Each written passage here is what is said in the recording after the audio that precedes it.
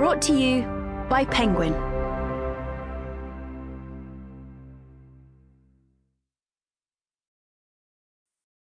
The Rag Maiden by Libby Ashworth.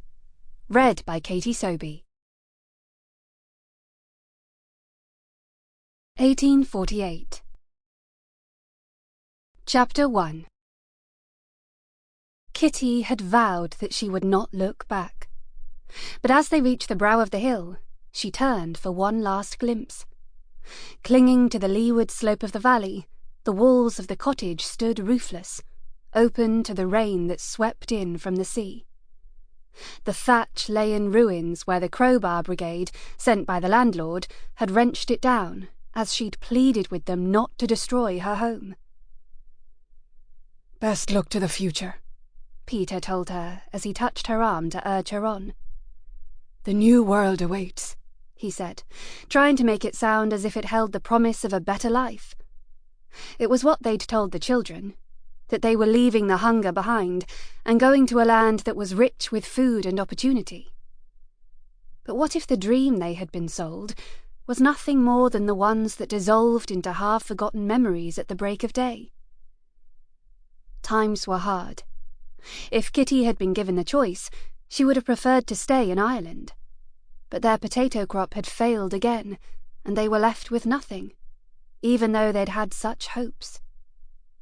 The old folklore said that if the potatoes failed one year, they would come back in abundance the next one, and when the first shoots had poked up from the soil and grown strong and sturdy through May and June, Kitty had been convinced that this time things would be better. Then the brown spots had appeared on the luxuriant leaves, and within a day or two the bright green had given way to black.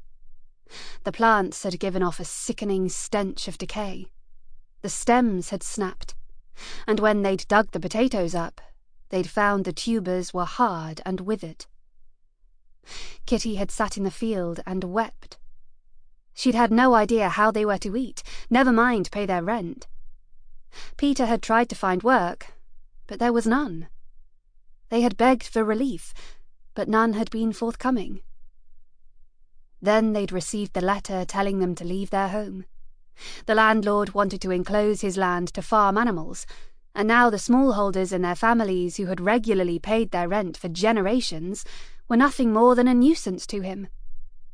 The failure of their crop had given the landlord the excuse he needed to turn them out, and all he'd given them in recompense was a ticket for a ship to America. Kitty turned away from her ruined home and began to follow her husband along the track that would eventually lead them north to Dublin. The eldest three followed their father in a line: Agnes, Timothy, Maria. They walked barefoot, the mud clinging to the soles of their feet, and each carried a small bundle of belongings that they had salvaged from the wreckage of the cottage. Her husband carried a pack on his back and held little Peter in his arms. Kitty carried the baby wrapped in the folds of her shawl. She prayed that the sickly boy she had given birth to only a few weeks previously would survive the long journey that lay ahead of them. Ominous clouds gathered, and Kitty felt the first spots of cold rain as the wind lashed them onto her face. Soon the downpour would begin in earnest, but it would make little difference. They were already wet and cold after a night spent sheltering against the walls of their roofless home, trying and failing to coax the turf into a blaze to warm themselves. At dawn, she had given the children the remains of their food. She'd tried to feed the baby, but her own lack of nutrition had all but dried her milk, and the child seemed too listless to suck anyway. Then they had left, the last of their family to go. And the only thing that Kitty knew for certain was that they would never come back. They spent days on the road, begging for the odd handful of oatmeal or a drink of sweet milk for the baby as they travelled.